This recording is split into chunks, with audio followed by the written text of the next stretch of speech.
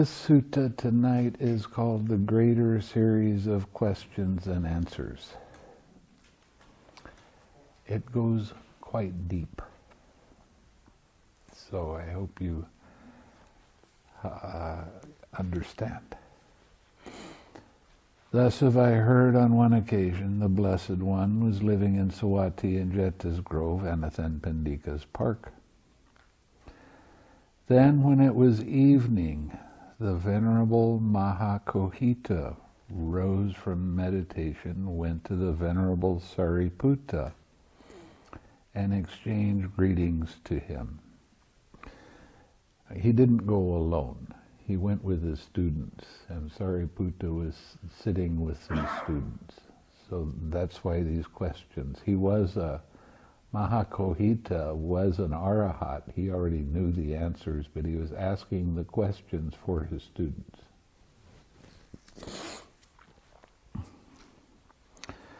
When this courteous and amiable talk was finished, he sat down at one side and said to the Venerable Sariputta,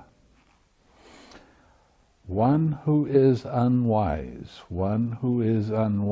is said, friend. With reference to what was this said, one who is unwise? One does not wisely understand. One does not wisely understand. That is why it is said, one who is unwise. And what doesn't one wisely understand? One doesn't wisely understand this is suffering. Now he's actually talking about the links of dependent origination. Okay. One does not wisely understand this is the origin of suffering. One does not wisely understand this is the cessation of suffering. One does not wisely understand this is the way leading to the cessation of suffering. One does not wisely understand. One does not wisely understand, friend. That is why it is said, one who is unwise. Saying, good friend, the Venerable Mahakohita delighted and rejoiced in the Venerable Sariputta's words. Then he asked him a further question. One who is wise is said, friend, with reference to what was this said, one who is wise. So basically what he's asking is when you're wise, or when you're unwise, you don't understand the links of dependent origination that have the Four Noble Truths in each link. And the three characteristics. And this is a big push with a lot of people that are practicing other forms of meditation. They make an emphasis of impermanence, suffering, not self. But in each link, you will see this for yourself. So when we're talking about the links of dependent origination, we're also talking about the Four Noble Truths and the three characteristics. It's all interconnected and combined. One wisely, One wisely understands, friend. That is why it is said, one who is wise. What does one wisely understand? One wisely understands this is suffering. One wisely understands this is the cause of suffering, or the origin of suffering. One wisely understands this is the cessation of suffering. One wisely understands this is a way leading to the cessation of suffering. One wisely understands, friend. That is why it is said, one who is wise. Consciousness. Consciousness is said, friend, with reference to what is consciousness said. It cognizes. It cognizes, friend. That is why consciousness is said. What does it cognize? Well, cognize is an interesting word, and its meaning is seeing in the present. Okay? When you recognize or recognize, that means you're going into your memory to things that have already happened. But when you cognize, that means you're seeing it directly in the present, whatever it happens to be.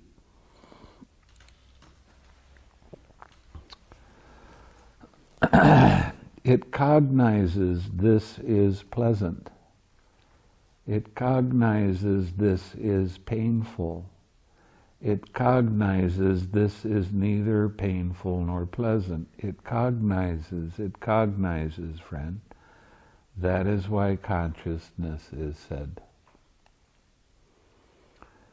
Wisdom and consciousness, friend, are these states conjoined or disjoined? And is it possible to separate each of these states from the other in order to describe the difference between them? Wisdom and consciousness, friend, these states are conjoined, not disjoined. And it is impossible to separate each of these states from the other in order to describe the difference between them. For what one wisely understands, that one cognizes. And what one cognizes, that one wisely understands. Again, we're talking about the links of dependent origination. And when you see it, you wisely understand what it is, right?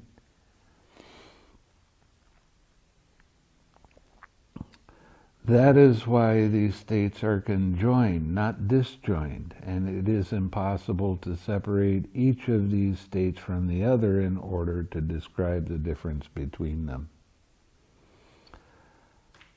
What is the difference, friend, between wisdom and consciousness, these states that are conjoined, not disjoined? The difference, friend, between wisdom and consciousness, these states that are conjoined, not disjoined, is this.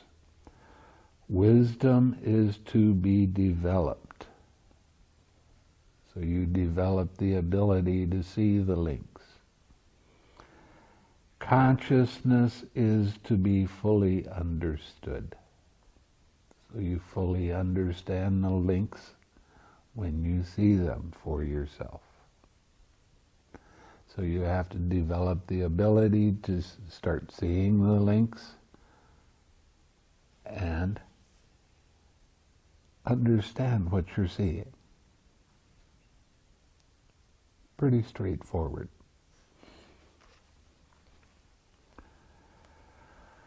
Feeling is said, friend, with reference to what is feeling said. It feels, friend. That is why feeling is said. What does it feel? It feels pleasure, it feels pain, it feels neither pain nor pleasure. It feels, friend. That's why feeling is said. Perception is said, friend, with reference to what is perception said. It perceives, friend. That's why perception is said. What does it perceive? It perceives blue, it perceives yellow, it perceives red, it perceives white. Now, perception is the very start of conceptual thinking. What is blue? It's a concept, right? It's made up of other things, but we call it, this is blue. Every thought you have is a concept.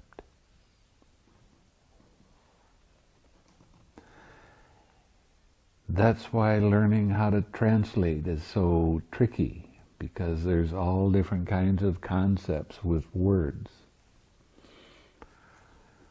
When you experience Nibbana, another definition of this experience is no more concepts. So you're going beyond just thinking mind. You're going on beyond conceptual ideas. And it would be a relief to have that, right?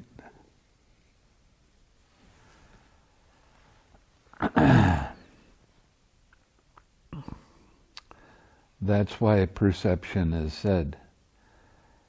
Feeling, perception, and consciousness, friends. Are these states conjoined or disjoined? And is it possible to separate each of these states from the others in order to describe the difference between them? Feeling, perception, and consciousness, friend, these states are conjoined, not disjoined. And it is impossible to separate each of these states from the others in order to describe the difference between them. For what one feels, that one perceives. And what one perceives, that one cognizes. Okay, so this is kind of an interesting thing, because you have the five aggregates, right? You have body, feeling, perception, formations, and mind.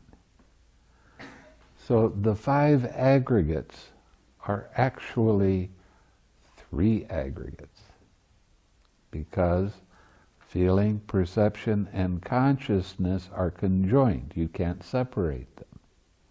So it's just another way of describing things.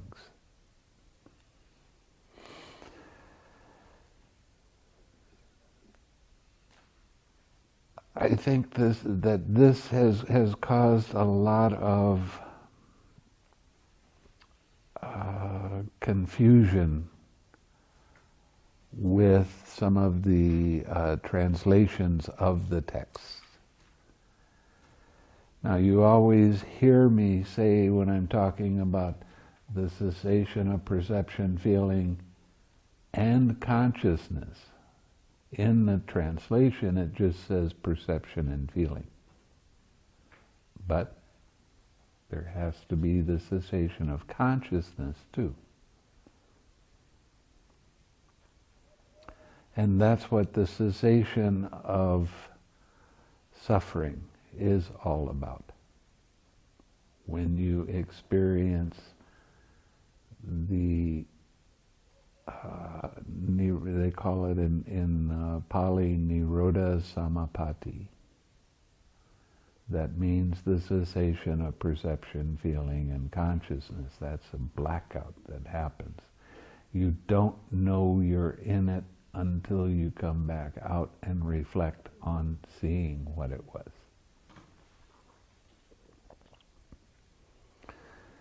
Interesting state to be in. Now, if for the first two stages of awakening, these will happen by themselves, but it'll only be for a short period of time. When you get to be an anagami, your understanding of how the links of dependent origination is very much stronger. And you can make a determination that you want to experience the cessation of perception, feeling, and consciousness. And you can do that for as long as you want, up to 7 days. Now, I have some students in Indonesia that they started experimenting with the cessation of perception, feeling, and consciousness. And they wanted to see what it was like to do it for a short period of time, just to see if they could do it, and see what happened when they got back out of it. So they would make a determination to sit in the cessation of perception, feeling, and consciousness for 20 minutes. And they would do that especially when they were tired.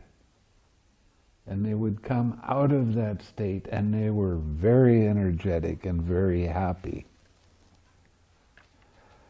But the thing with this is you have to make a determination on the amount of time you're going to be in this. If you try to sit more than 7 days, the 6 sense doors, the vitality and heat, dissipate, and the body dies. When the body dies, then there is no more of that person. They will be reborn in another realm. They'll die from the human realm. So it's kind of interesting that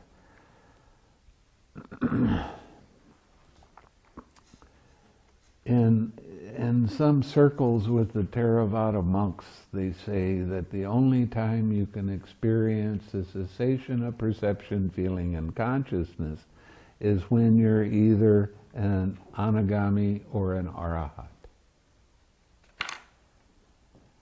But you experience it in the lower stages, but you don't have control over it. It just happens. It's going to stay as long as it's going to stay, and then your consciousness comes back. But when you get to be an anagami, you can sit for up to 7 days. That means no bathroom breaks. That means no eating. That means no interruption. And there is no consciousness, but there is still body functions. You still have breath, you still have heartbeat, but they're very much reduced. Now, I had one teacher that could do this and sit up to 7 days. And it really sounds neat. It sounds like a good thing. Okay, let's do that, you know. And I said, well, why do you want to do that? And she gave me a one-word answer. Relief. Think about that. No sound is going to bother you. Nothing on the physical plane is going to bother you. For 7 days. No thoughts. What relief. And when they come out of that, they are absolutely radiant. You know, you see a lot of the pictures of different saints and such, like they have a halo around them. Well, that's what it looks like. Their face is really radiant and incredibly beautiful. So, what I suggest to anybody that's around somebody like that, when they come out of that state, give them something. Their mind is absolutely pure. And giving to someone that's very pure, you make a whole lot of merit. And that'll come back to you in all kinds of wonderful ways. So it's a real good thing. In the good qualities of the Buddha, Dhamma, and Sangha, when he's talking about the Sangha, one of the statements that's made is they're worthy of gifts. Now, there's actually 10 kinds of Sangha. Okay? I know most of the time in America you just hear about, well, there's the monk Sangha, and that means community, so all of the laymen can be Sangha too. Well, that's 2 kinds of Sangha. The other 8 kinds of Sangha are Sotapanna, Sotapanna with fruition, Anagami, Anagami with fruition, or Saktagami, Saktagami with fruition, Anagami, Anagami with fruition, Arahat, Arahat with fruition. These are the 8 kinds of individuals that are really worthy of gifts. So,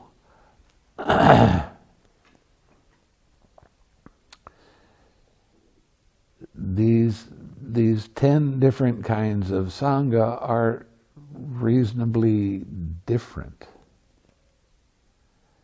And when you practice your generosity with I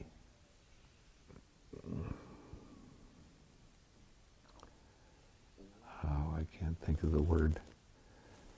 That's what happens when I start getting tired. The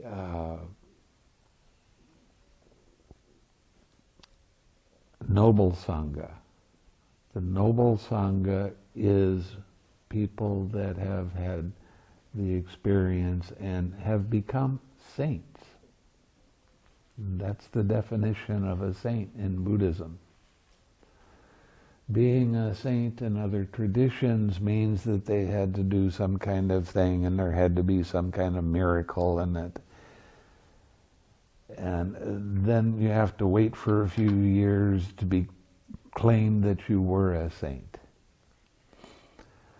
Ledi Sayadaw in Burma, he was quite a remarkable scholar. And it was claimed while he was alive that this only happens, have somebody of his caliber of understanding intellectually about once every 100 years. And he said that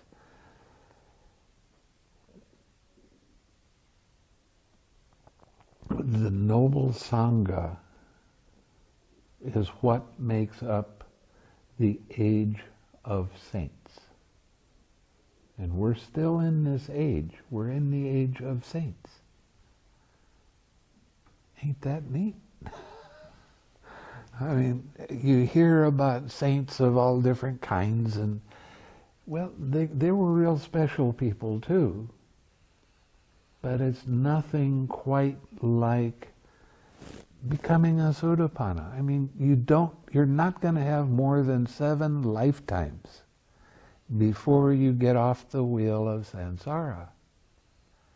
You're never going to be born in lower realms. The lowest realm you'll be reborn in is human being.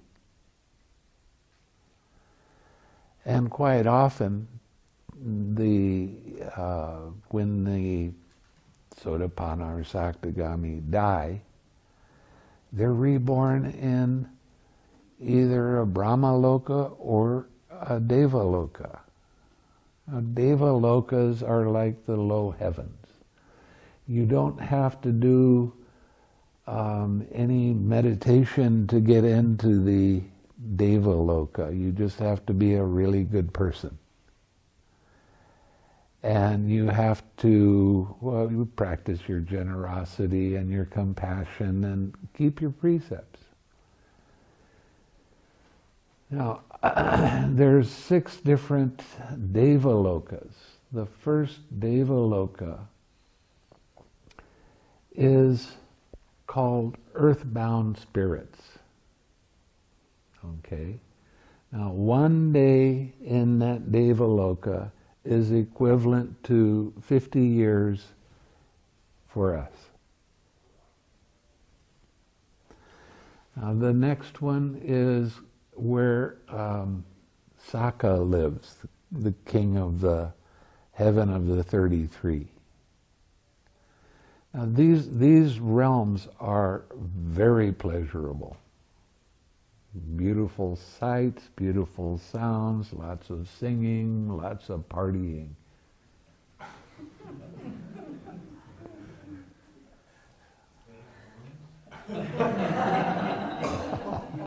I think they do. They float around with them all the time. But one day in the Tavsatimsa heaven, that's the second realm, is equivalent to 100 years as a human being. And you live to be around 100 years. So it lasts for a long time. One of the things about being in the Devaloka, which is kind of an interesting phenomena, is that they have to eat something every day. And grapes appear to them. And so they're always munching on grapes. Or if they want to get out of that realm, they just stop eating and they will be reborn in another realm. I mean, the Bodhisattva, when he was reborn as in the Tavsatimsa heaven, he just spent a short time there because he wanted to come back in the human realm. But depending on his merit at the time and his past actions, he might be reborn as an animal. He might be reborn as a human being. He might be reborn again in another realm. So the next realm, I can't remember the name of it, lasts for, in human terms, one day there is equivalent to 200 years. Where the Bodhisattva Maitreya is in the Tusita heaven. One day there is equivalent to 400 years here. And he's going to be hanging around in that for quite a while before the conditions are right for him to arise again, or the Buddha to arise. Our Buddha was called an intelligent Buddha because when he took a bodhisattva vow, he became a Buddha pretty quickly. 4 Mahakapas and 100,000 lifetimes. And that's considered quick. Now, a Mahakapa, 1 Mahakapa is considered to be, in human terms, 10 with 560 zeros behind it. That's how many years 1 Mahakapa is. So he's going to be reborn many, many, many times. Some of his rebirths are going to be very challenging. Some of them are not going to be so challenging. But for that whole period of time that he's a bodhisattva, he is working on perfecting what is called is parami. And that has to do with loving kindness. And when the Bodhisattva became a Bodhisattva, when he took that vow, he never lied in all of his lifetimes. And in doing that, he developed the truth and was perfect with his truth. That's one of the reasons why you read about the Buddha and he would have, 5,000 people around him or more. And he would give a Dhamma talk. He never raised his voice so everybody could hear. They could hear it. But if you were outside this big mass of people, you wouldn't hear what he said. It only goes right to that last person that's listening. And when he said something, you knew that what he said was true. He wasn't trying to fool you. And his voice was very, very sweet to listen to. There's a bird in Asia that it's a little tiny yellow bird. I don't remember the name of it anymore. But this bird had a really big voice. And anytime you hear that bird, you stop and listen. Everybody does. And that's what the Buddha's voice was like. That's what it says. It was just so pleasing to the ear that it's like, oh yeah, there he is. Good one. And it makes you smile. So there's different kinds of Buddha. Okay, he was an intelligent Buddha. The next kind of Buddha, he works for 8 Mahakapas and 100,000 lifetimes. And he is called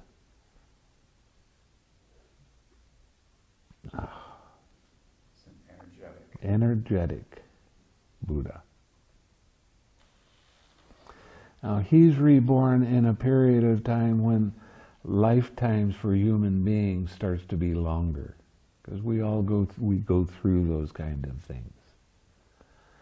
And he would only give a Dhamma talk maybe once a year, something like that. But he might live 10,000 years in the way we think of human time. The other kind of Buddha is called a moral Buddha. And it takes him 16 Mahakapas and 100,000 lifetimes. So we're talking about somebody that's really, really amazing. And he lives in a time when the lifetime of human beings is around 100,000 years. And he gives a Dhamma talk once every 100 years or so. But Gautama Buddha, and they all teach exactly the same thing.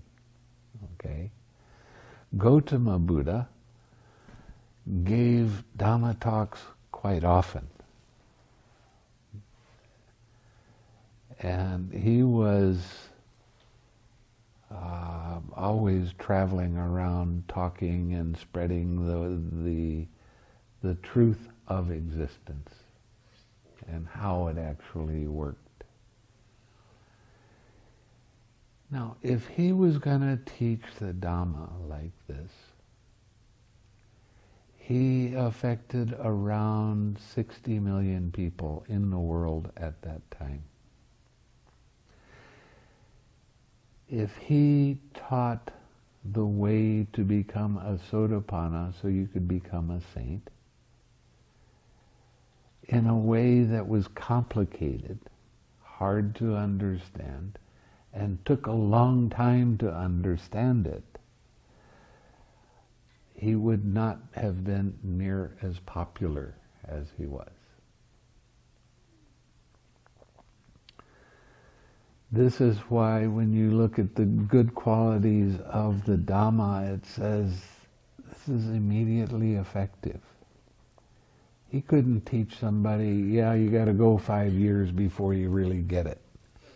They didn't have time for that. They were simple folks for the most part. They were not well educated.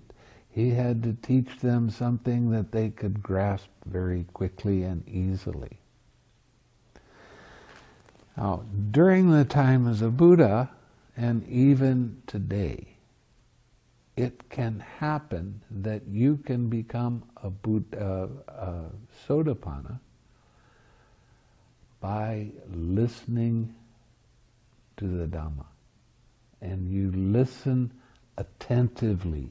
It's not, you don't start thinking about something else. Oh, I've heard this before. But you listen very attentively. And if your understanding is good, you can become a Sotapanna just by listening to the Dhamma. That happened a lot. That happened to Visakha, who later became the foremost supporter of female supporter of the Sangha during the time of the Buddha. She built a castle for the monks to stay in. She fed monks continually. If they got sick, she had somebody taking care of them. She was always working for the Dhamma. Now, when she was 8 years old, her grandfather took her to listen to the Buddha, and she became a Sotapanna, 8 years old. Her understanding was good. Don't get me wrong. I mean, she was a very intelligent woman. And her heart was so pure that she didn't allow any kind of distractions, even at 8 years old. She just listened to what he said and understood it, became a Sotapanna right then. She stayed a Sotapanna for her whole life. Interesting thing, when she got married, she wound up having 20 children. 20. Oh, that's amazing. And she was just super generous, always giving. And she was so smart and so wise that some of the rules for the monks were her idea. They came from her, and the Buddha heard what she had to say and said, yes, that's right, let's put that in. Now, this idea that a lot of feminists have about Buddhism, about being equal and all of this sort of thing, they don't run across stories like this that show how the Buddha highly respected women. But there had to be a hierarchy the way that he had it set up. And there are some nuns in Sri Lanka that I highly respect because they're so interesting and they understand the Dhamma in a way and they can explain it in a way that's easy to grasp. So when they come in the room, even though they're a female, monks aren't supposed to get up for other people when they come in the room. I always stand for her. There's more than one, actually. But I always rise for them and wait until they sit down. and then sit down. And it's an Asian thing about showing your respect that way. But I think it's nice. So that's why I do it. Okay.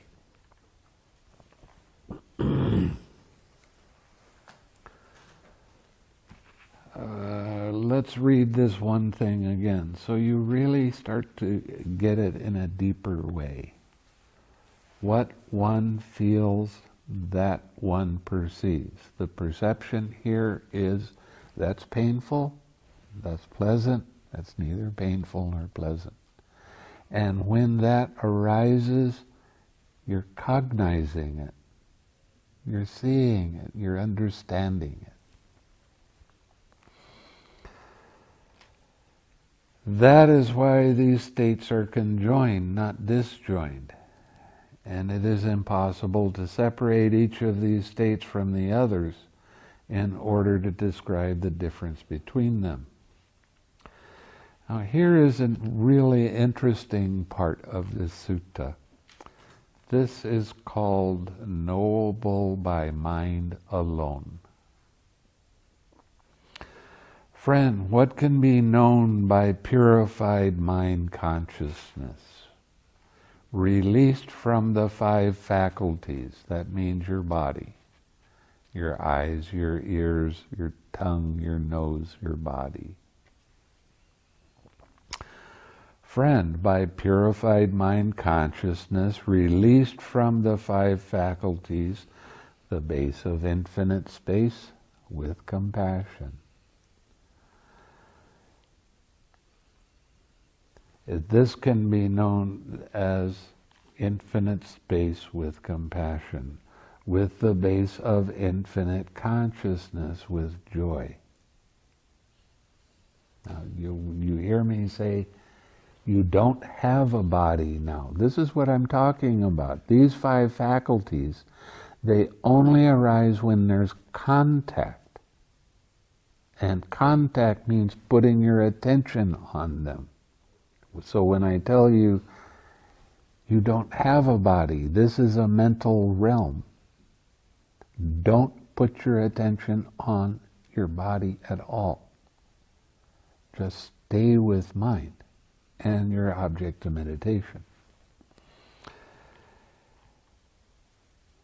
And the base of nothingness with equanimity.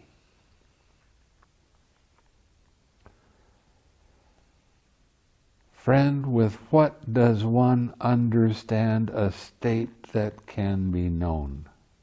When it's talking about the arupa jhana. Friend, one understands a state that can be known with the eye of wisdom. What is the eye of wisdom?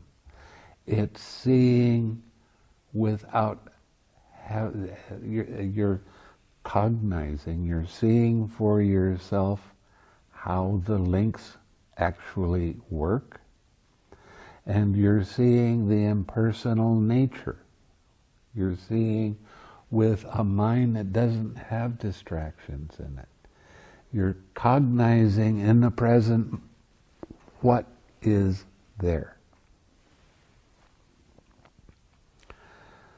So when I say you don't have a body, what I'm trying to get across to you is your mindfulness is not quite strong enough, and you're letting your attention go to the body.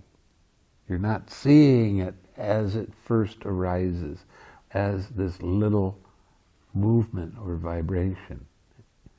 And as soon as you see that movement or vibration, relax. Now, a lot of you are in neither perception nor non-perception, and that's who I'm talking to right now. Okay? So when you are in that space where there's nothing, a lot of people want to call that void. But that's not quite it either. It's neither perception nor non-perception.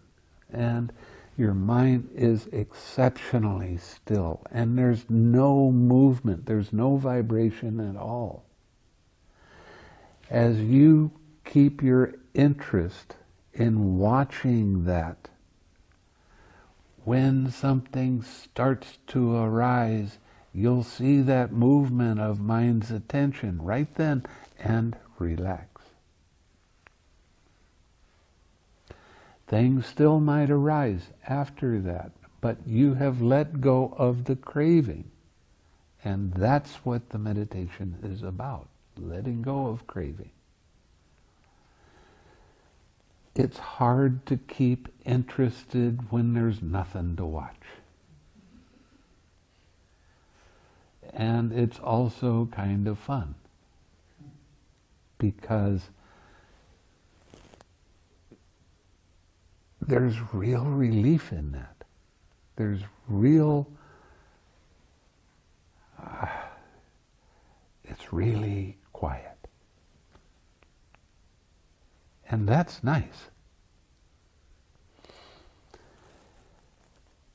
One of my students in Indonesia, she sat, every time she did a retreat with me, she would get into this state and she'd sit, and there was no movement or vibration for a whole hour. And then she'd break her sitting. She'd get up and start moving around. Nothing's happening anyway. I got to go do this. I got to do that. I did everything I wanted. I wanted to get some duct tape and tape her down so she wouldn't move. And I scolded her. I begged with her. I did everything I could to get her to stop doing that. And in the third year, I finally came up with something that she understood. In Asia, making merit, practicing your generosity and wholesome nature is really important to them. So I finally said, you can't make any better merit on the physical plane than sitting in this peaceful mind without any movements in it. And finally, her want to make more merit made her start paying attention to that. And she was successful when she sat for 2.5 hours or something like that.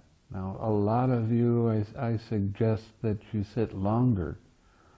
And the reason that I suggest that is because you need the time of not having any disturbance so that you can see clearly when a little thing starts to arise. What is that little thing? It is a kind of distraction. It has some craving in it. So you have to relax into that. Let go of that craving. That's how you purify your mind. When your mind is pure enough, you will get to the cessation of perception, feeling, and consciousness. That's the way it works.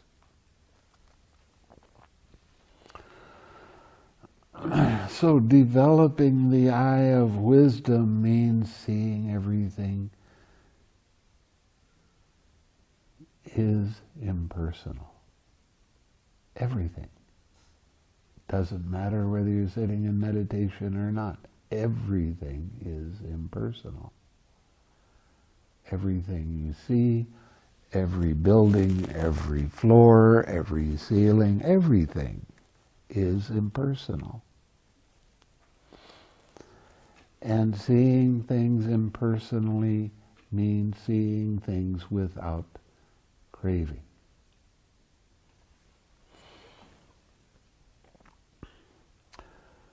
Friend, what is the purpose of wisdom? Interesting question. The purpose of wisdom, friend, is direct knowledge. Its purpose is full understanding. its purpose is abandoning. Abandoning what? All craving, all disturbance.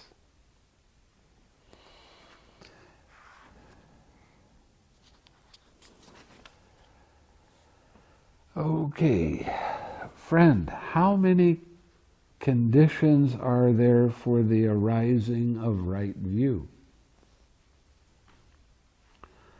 Friend, there are two conditions for the arising of right view: the voice of another and wise attention.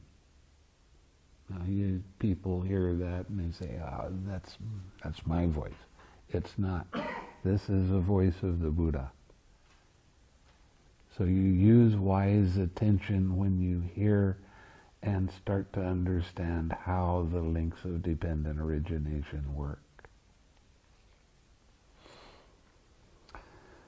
These are the two conditions for the arising of right view.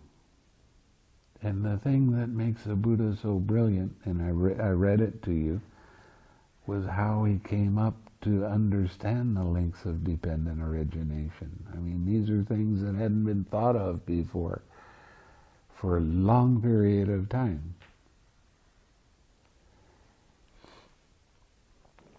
Friend, how many factors is right view assisted when it has deliverance of mind by path and deliverance of mind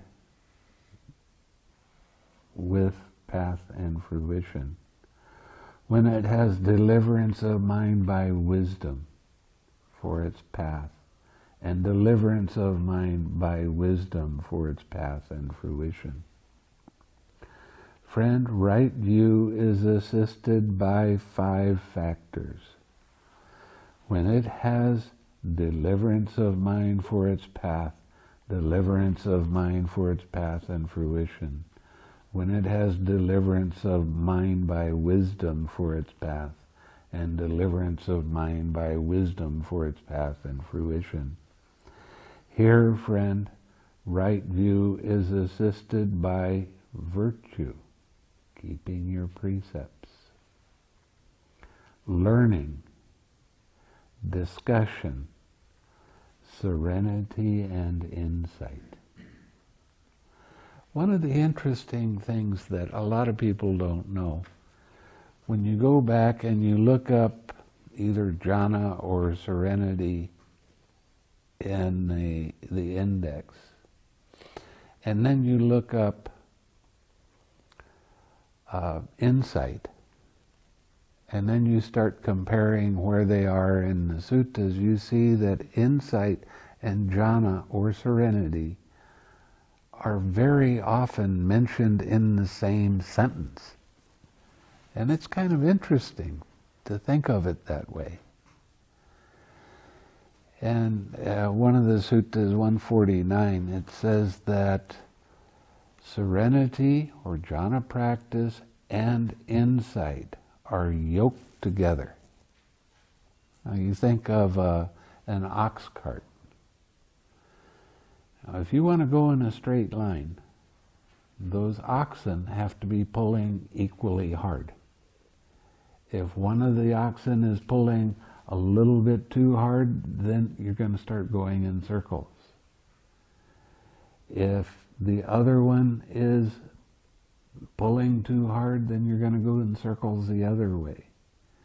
In order to go in a straight line, you need to be pulling equally with serenity and insight. Now, a lot of people today, when they're talking with me about their practice, they're excuse me, they were having such magnificent, and they really were, magnificent insights. I mean, this was really a joyful day for me.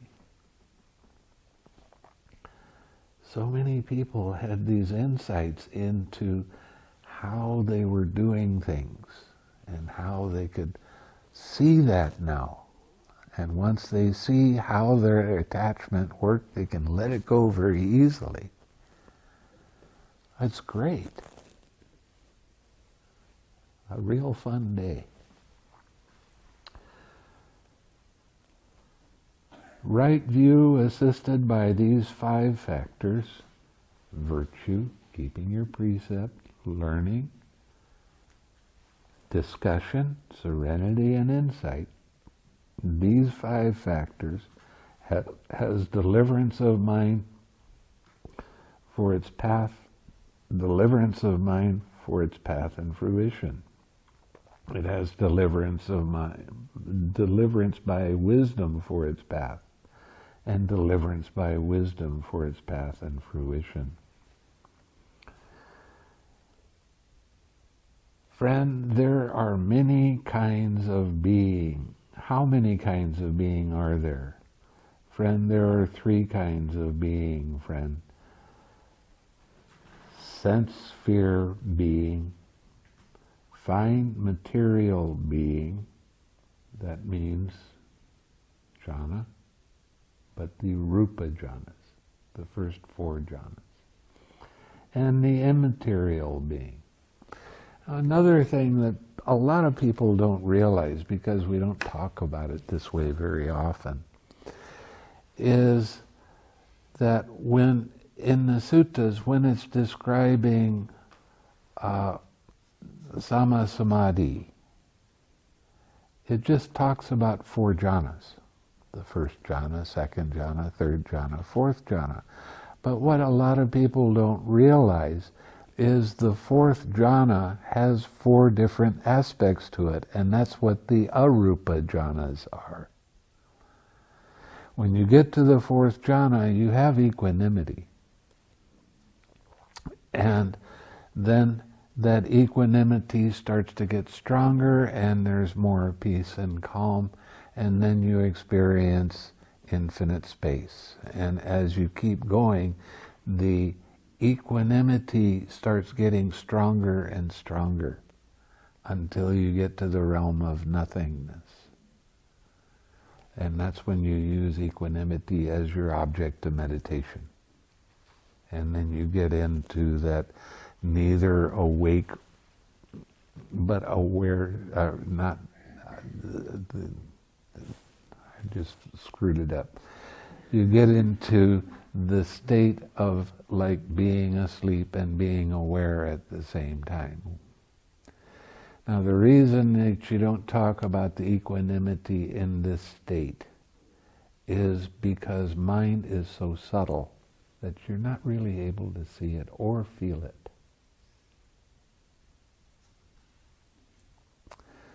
Neither perception nor non-perception is like it says in one of the suttas, if you're going to have an attachment, this is the highest and best attachment you can have. That's what Ananda said to the Buddha, and the Buddha agreed. He said, yeah, this is right. If you want to be attached to neither perception nor non-perception. And if you don't, keep using your 6 R's when there's a little tiny movement, and you'll go beyond that.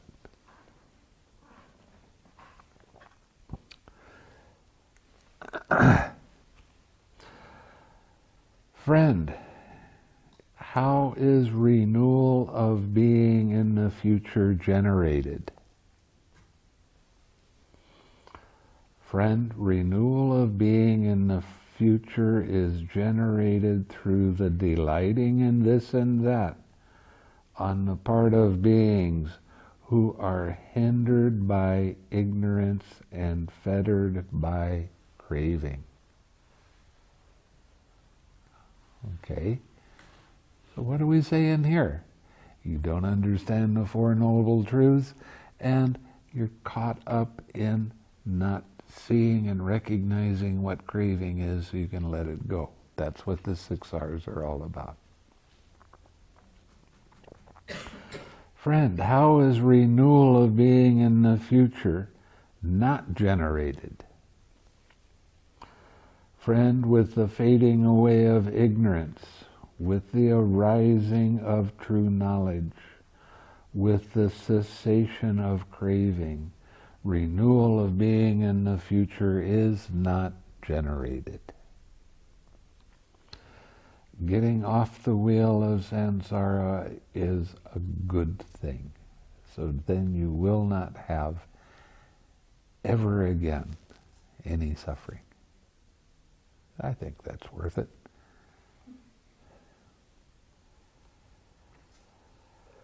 Okay, now we're going to talk a little bit about the first jhana.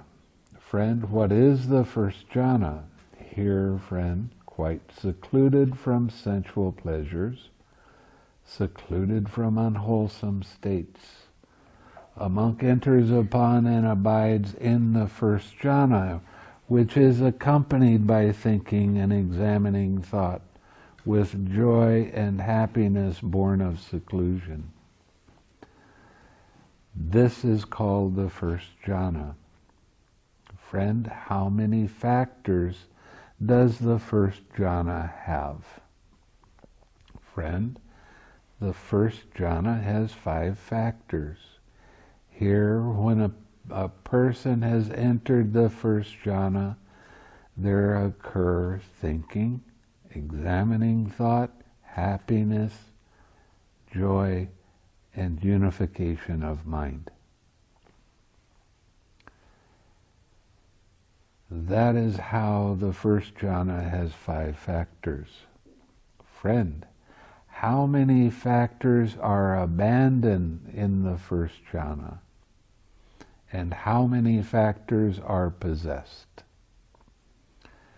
Friend, in the first jhana, 5 factors are abandoned and 5 factors are possessed. Here, when a monk has entered upon the first jhana, sensual desire is abandoned. Ill will is abandoned. Sloth and torpor are abandoned. Restlessness and anxiety are abandoned. And doubt is abandoned. So what are we saying? When you're in the jhana, you don't have a hindrance arising. But when your mindfulness gets weak for whatever reason, and you get distracted a little bit, guess who comes to dinner? One of the hindrances is going to rise. So what I try to get you to do is stay with your object of meditation for as long as you can, and when your mindfulness gets weak, you're not in the jhana anymore. Now you have a hindrance that you get to work with. Okay? And hindrances are good. They're not bad. They help you to develop your mindfulness. Sometimes it's hard to let go of the hindrances. They keep coming back.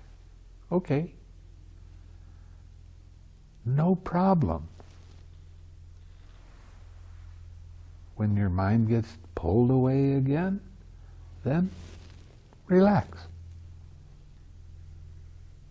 That hindrance is helping you so that your mindfulness can get stronger. So your observation of how this process works grows. And then when it gets strong enough, then you get into the next jhana. So the hindrances occur in between every jhana, whether it's rupa jhana or arupa jhana. Distractions happen. So you're knocked out of the jhana, then you get to practice your 6 R's. But the 6 R's don't work. They do work. But you have to use all 6 R's. It's not just release, relax, release, relax, release, relax. That doesn't work. Guaranteed. You have to do the whole formula. Bringing up something wholesome. Smile. I don't feel like smiling. Don't care. Smile anyway. Bring that light, clear mind back to your object of meditation. Simple, right? Not always easy, but simple.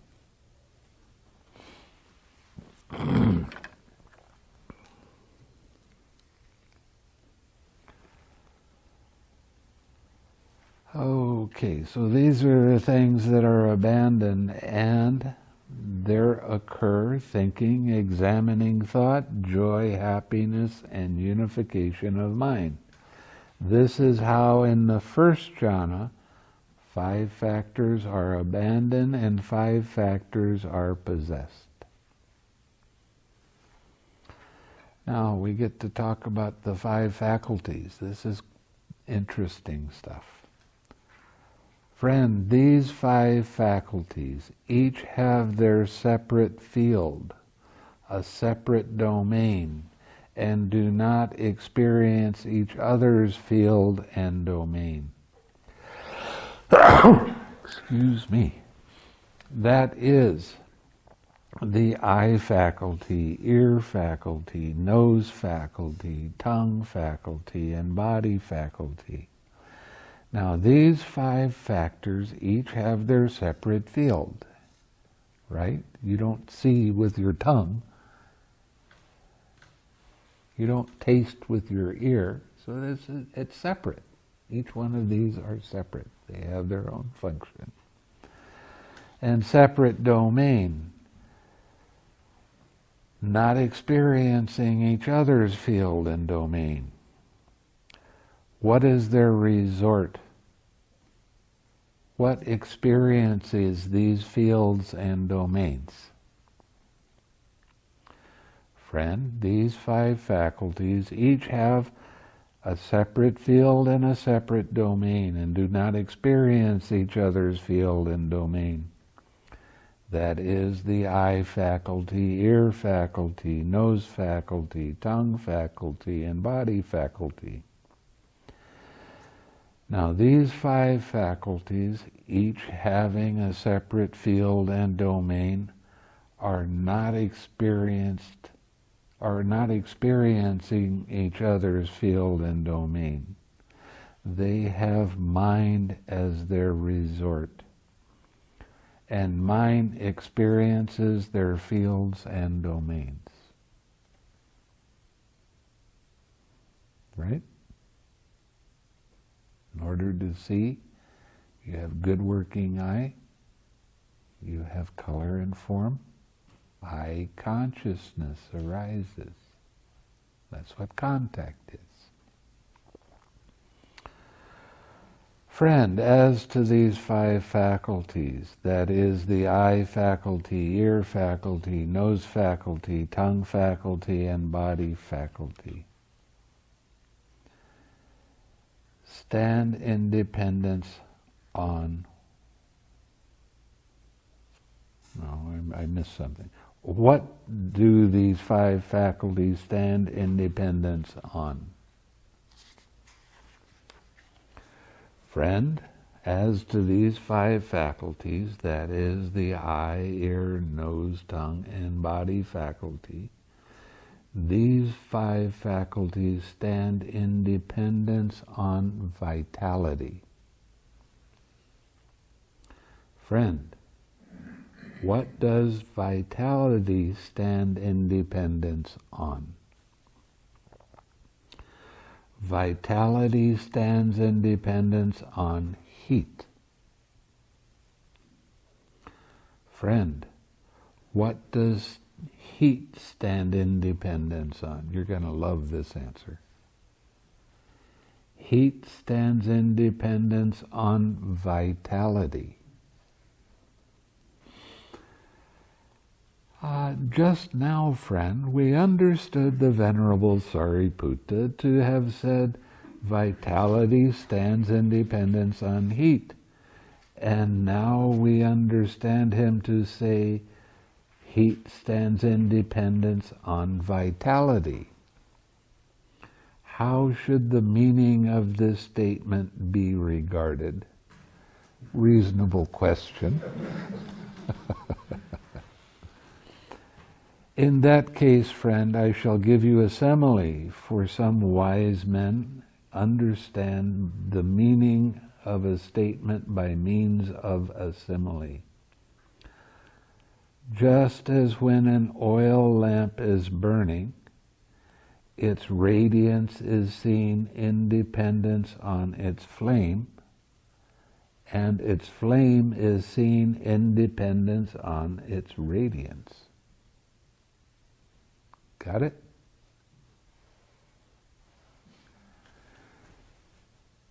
Something is burning. Okay, you have a flame. There's no radiance if there's no flame. And there's no flame if there's no radiance.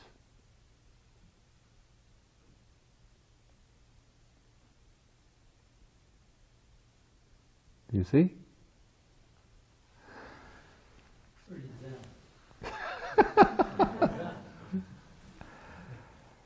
Well, we'll get more into the vitality and heat in a minute. So,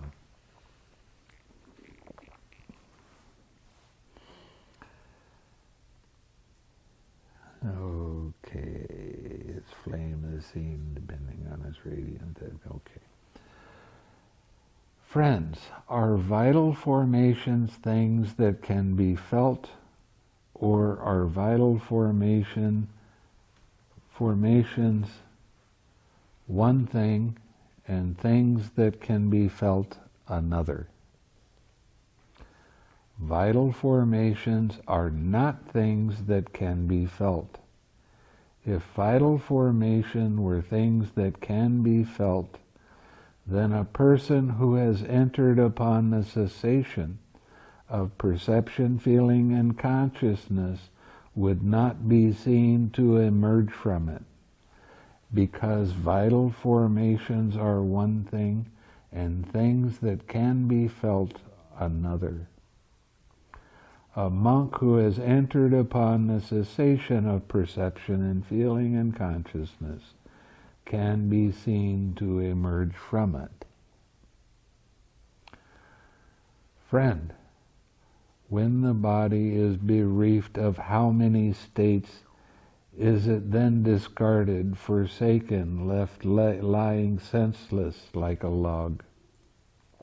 Friend, when this body is bereft of three things, vitality, heat, and consciousness, it is then discarded and forsaken, left lying senseless like a log. Friend, what is the difference between one who is dead and one who has completed his time, and a person who has entered upon the cessation of perception, feeling, and consciousness? It's almost like being dead, but there is some difference.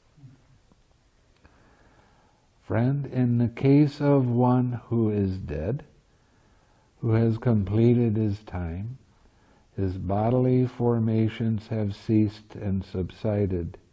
His verbal formations have ceased and subsided.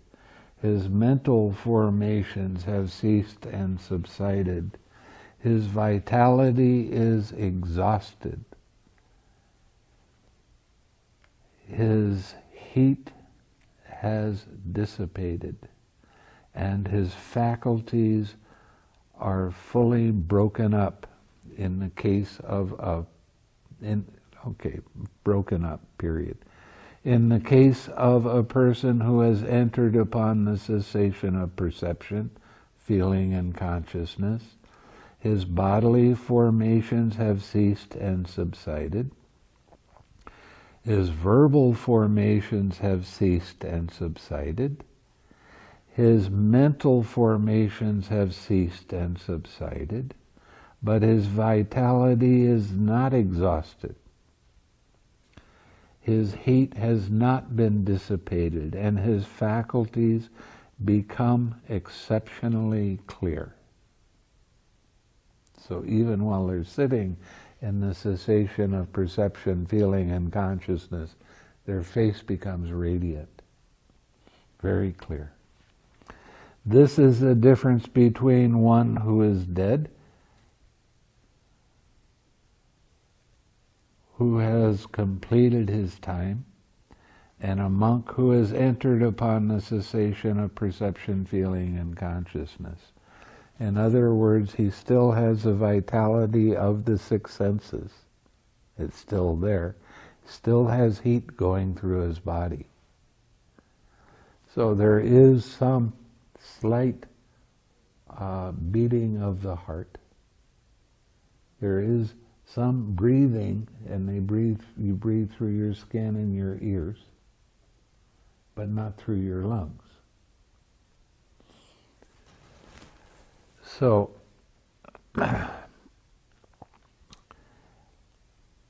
you have to make a determination to go into this state and stay in this state for up to 7 days.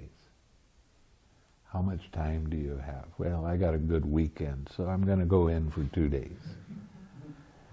In Asia, people get real afraid if they see somebody sitting without breathing. Oh, they're dying. And they really don't like to be around people that are sitting in the cessation of perception, feeling, and consciousness very much. So when they have that ability to do that, they generally go someplace where other people can't see them.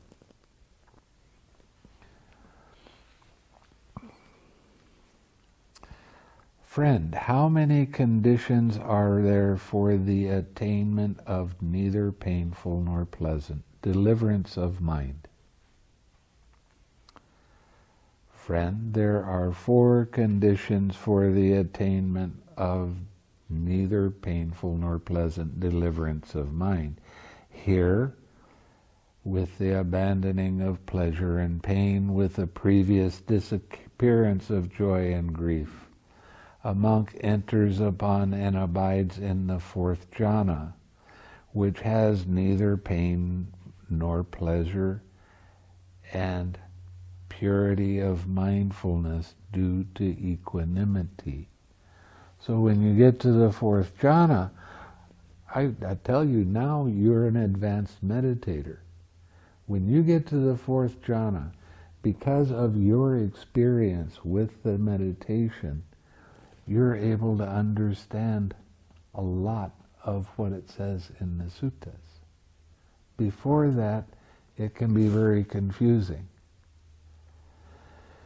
And when people come to the meditation center, if they haven't gotten to the 4th jhana, I don't let them read anything.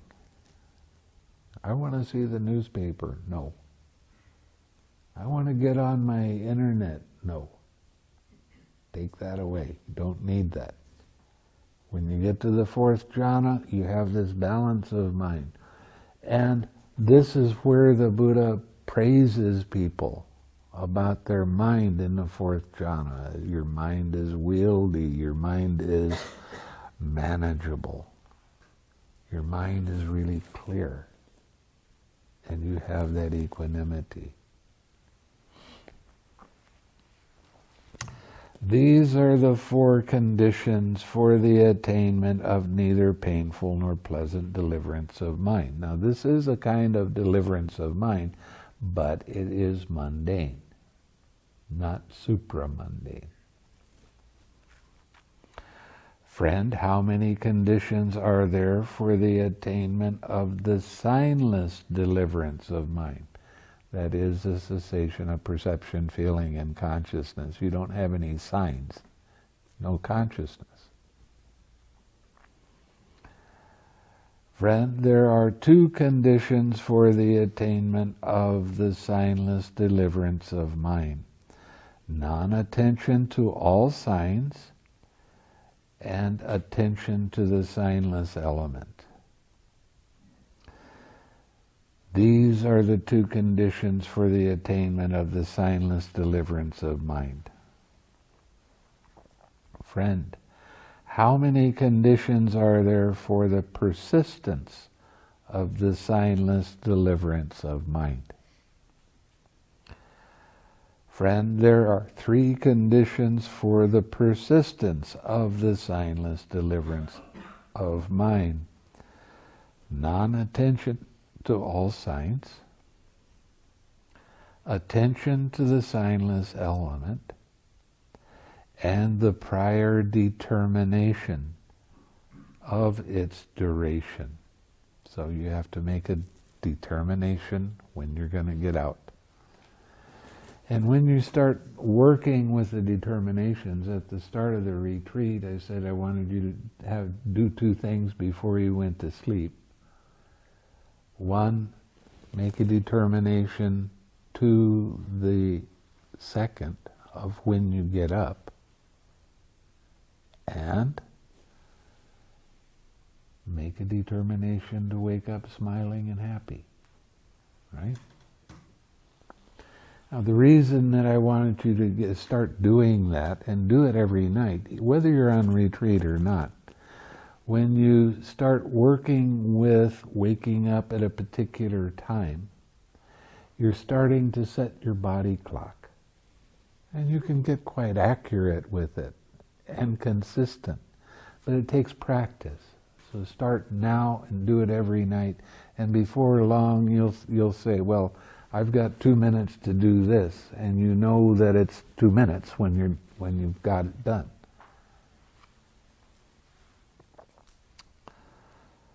Okay, these are the 3 conditions for the persistence of the signless deliverance of mind. So when you get good at it and your meditation gets good, and you can get into the cessation of perception, feeling, and consciousness, then you will be able to, let's say, I'm going to sit for 3 days, 5 hours, 47 minutes, and 3 seconds. And exactly like that, that's when you come out of the cessation. Friend, how many conditions are there for the emergence of the signless deliverance of mind? Friend, there are 2 conditions for the emergence of the signless deliverance of mind. Attention to all signs and non-attention to the signless element. These are the 2 conditions for the emergence from the signless deliverance of mind. Friend, the immeasurable deliverance of mind, the deliverance of mind through nothingness, the deliverance of mind through voidness, the signless deliverance of mind. Are these states different in meaning and different in name? Or are they one in meaning and different in name only? Friend, the immeasurable deliverance of mind, the deliverance of mind through nothingness, the deliverance of mind through voidness, the signless deliverance of mind. There is a way in which these states are different in meaning and different in name. And there is a way in which they are one in meaning and different in name only. What, friend, is the way in which these states are different in meaning and different in name? Here a person abides pervading the 1/4 with a mind imbued with loving kindness. Likewise the second, likewise the third, likewise the fourth. Does this sound familiar?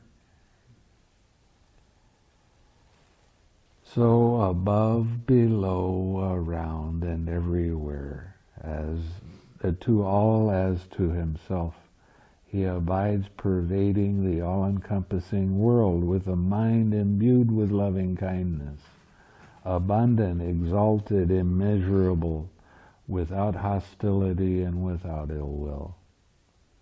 He abides pervading 1/4 of his mind imbued with compassion. And then it goes through all six directions again. He abides pervading 1/4 of his mind imbued with joy. And he does it 6 directions again. He abides pervading 1/4 of a mind imbued with equanimity. Likewise the second, likewise the third, likewise the fourth. So above, below, around, and everywhere. To all as to himself. He abides pervading the all-encompassing world with a mind imbued with equanimity, abundant, exalted, immeasurable, without hostility and without ill will. This is called the immeasurable deliverance of mind. And that's what I've been showing you. And what, friends, is a deliverance of mind through nothingness? Here, with the complete surmounting of the base of infinite space, aware that there is nothing, a mind enters upon and abides in the base of nothingness. This is called the deliverance of mind through nothingness. And what, friends, is a deliverance of mind through voidness? Here a monk, gone to the forest or to the root of a tree or an empty hut, reflects thus: this is void of a self, or of what belongs to a self. This is called the deliverance of mind through voidness. In other words, using this meditation, when I did it for about 6 months, I didn't say it in these words. But when a thought would come up, or a feeling or sensation, whatever it happened to me, my question to myself was, is this me? Is this mine? Is this who I am? And always the answer was, mm-mm.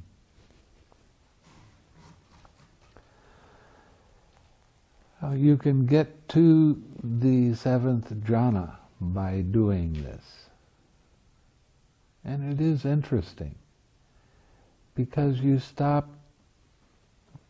taking your crazy thoughts, your attached thoughts, and you start going, well, did I ask this to come up? Is this me?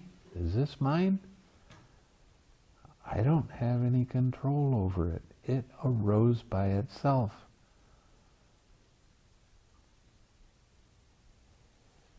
It's a real good way to understand the impersonal nature of everything. When you question every thought, every feeling, every sensation, is this me? Did I ask this to come up? It's a way of learning how to let go of the desire to control.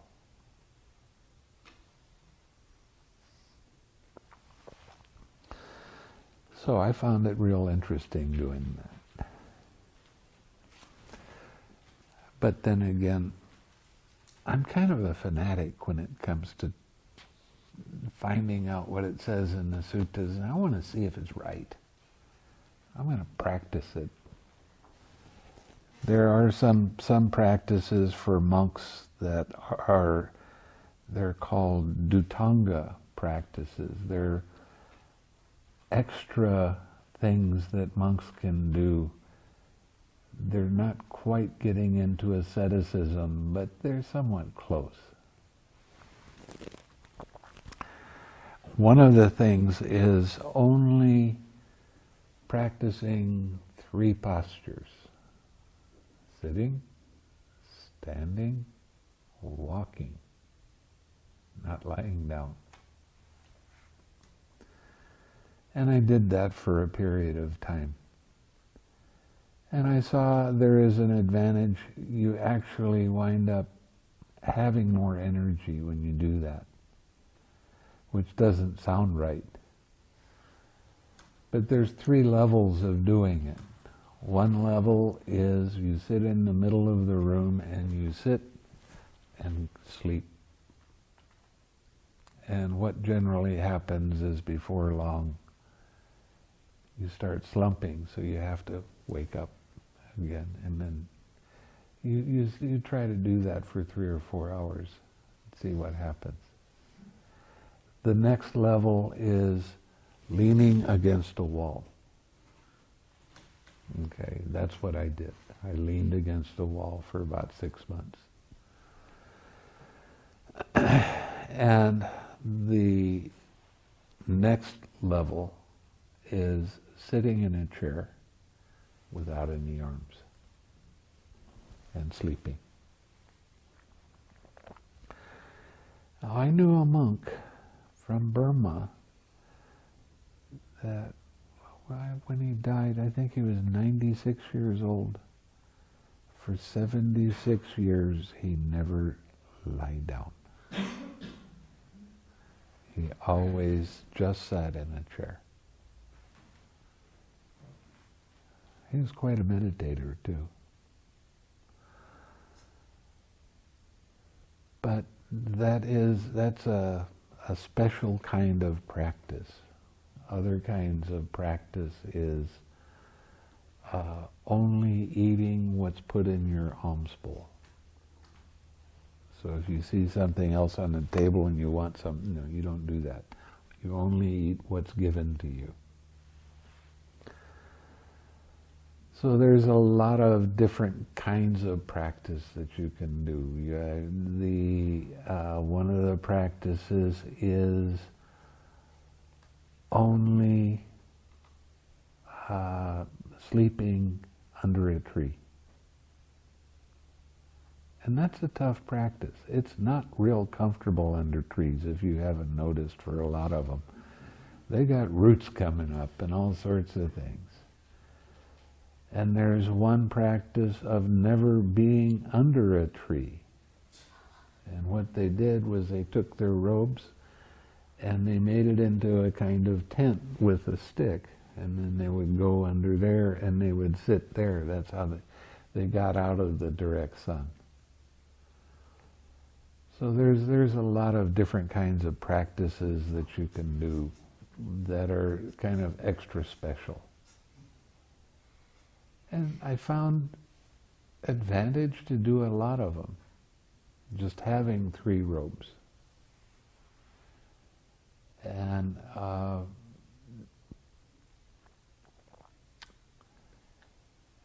you have to wear one robe while you wash the other and then dry it and then switch back and forth.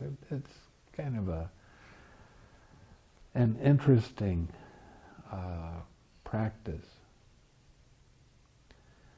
Now the brown robe that I have, I've had that robe for 20 years.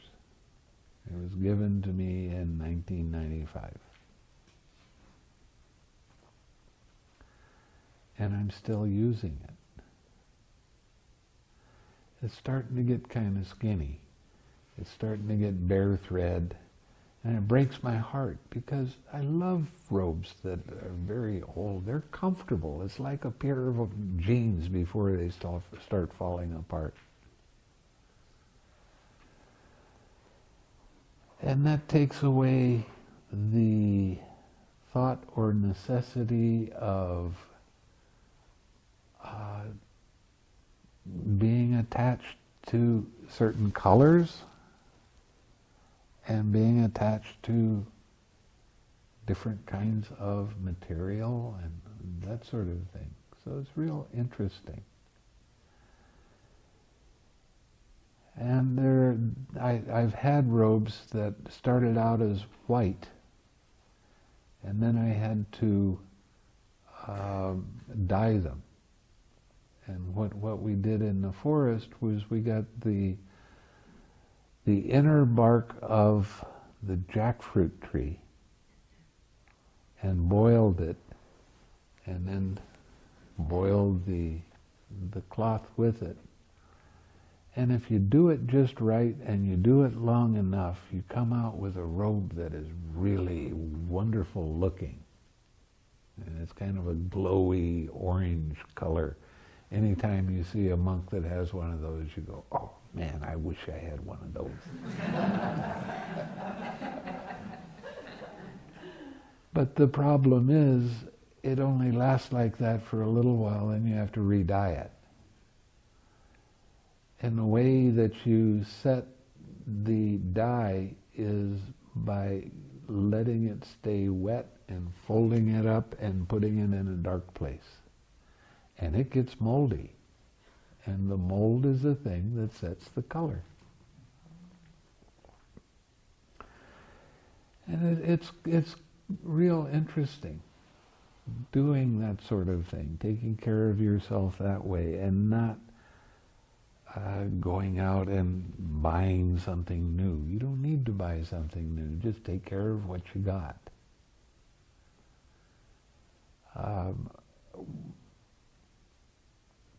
I have or I had a spoon.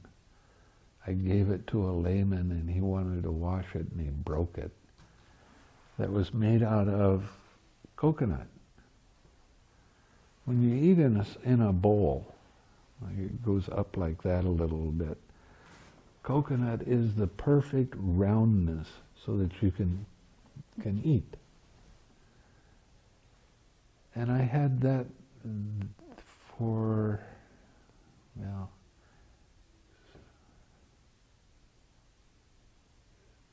87. I had that for 13 years. A coconut shell. That's what I ate with. So one of the things about being a monk is that you don't want to get caught up too much in obtaining things. People used to give me all kinds of things, paintings and pictures, and I got a lot of robes given to me. And what do I do with my robes? There was one Vesak day that I had over 50 robes given to me.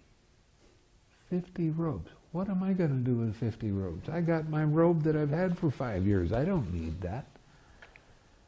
So I wound up sending it to one of the poor monasteries in Sri Lanka. Don't need a lot of stuff.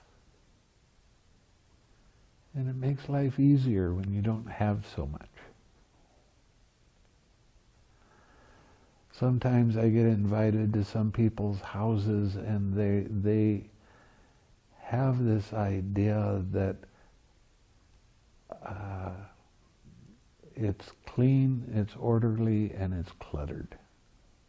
On a table they'll put all kinds of little things, and there's no room to walk around and things like that. And that's one of the things that when the Buddha said, lay life is dusty and crowded. Life as a monk is wide open. I can sleep anywhere. And I do. I'm sleeping in all kinds of different places. And more often than not, I wind up sleeping on the floor because I don't want to sleep in a bed. I do have a mat. Now that I'm getting older, I get stiff a little bit, so I have a mat that I sleep on. But I get the best sleep there. Because I don't have these ideas that things have to be in a particular way in order for me to be comfortable. I don't have that so much. Easy to let things go, not be attached. People give me something, I accept it with this hand, find somebody to give it to.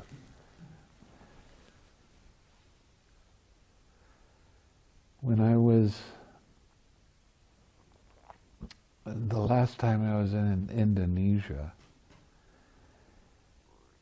there were about 40 robes that were donated. And I have to accept it. I have to accept all those robes. And I had to get a place to store them.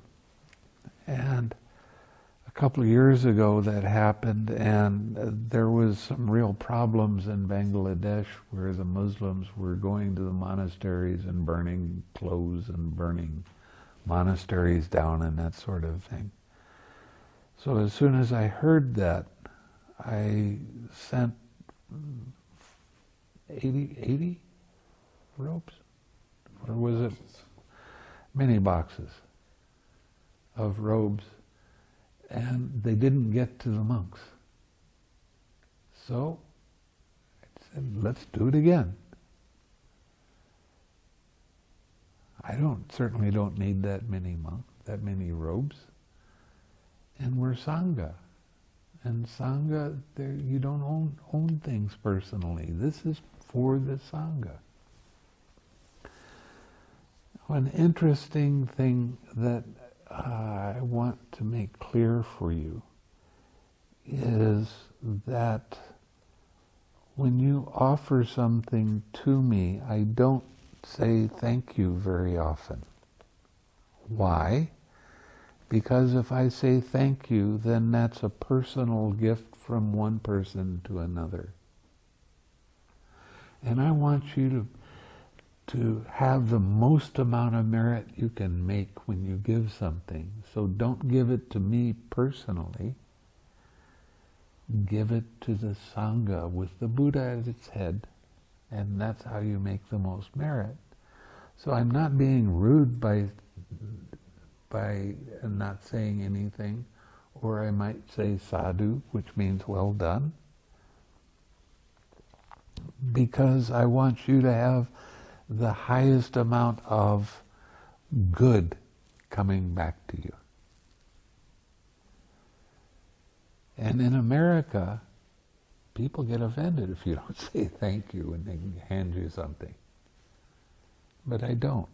And I want people, a lot of people, to start understanding that that is a good thing by not saying thank you when you give it with the entire Sangha as in your mind. And that means that I can share it with any other monk around, because it's not a personal gift. I would share personal gifts anyway, but so it's really kind of interesting. Being a monk is good fun, but it's also, when you first become a monk, it's not the easiest thing in the world to do. When you become a monk, you're taking off that thin layer that you have where things that touch you don't bother you so much. And then as you start purifying your mind, somebody can say something and it's very hurtful and it's, ow. But you learn to develop your equanimity and acceptance of things without trying to change them. So that makes everybody real anxious to put on the robes, right?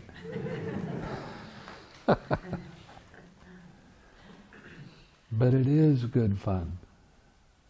And I have had some of the best Dhamma discussions without ever knowing the name of the person that I was talking to.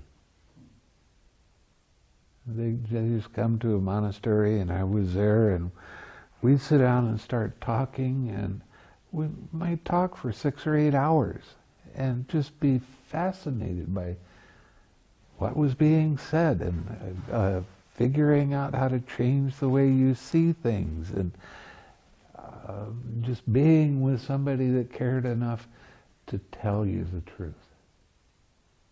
That's remarkable experiences. Good fun. Anyway.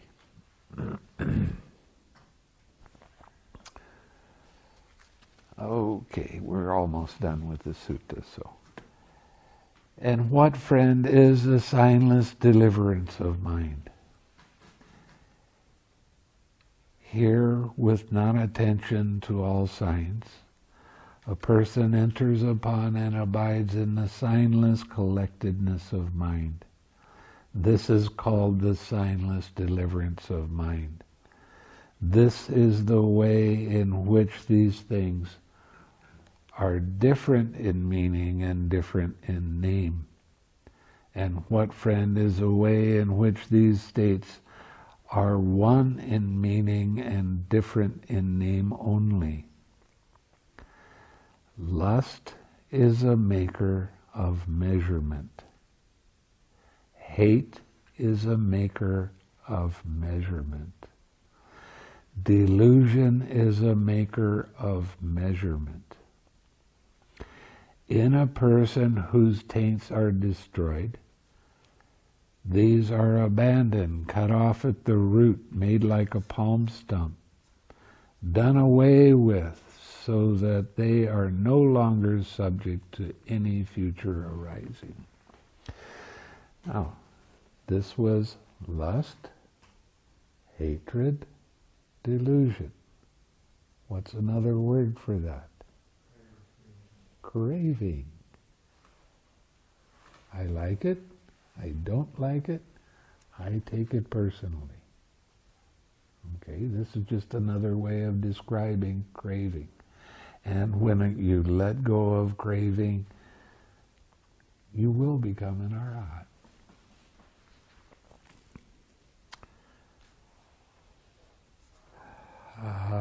Of all the kinds of immeasurable deliverance of mind, the unshakable deliverance of mind is pronounced the best.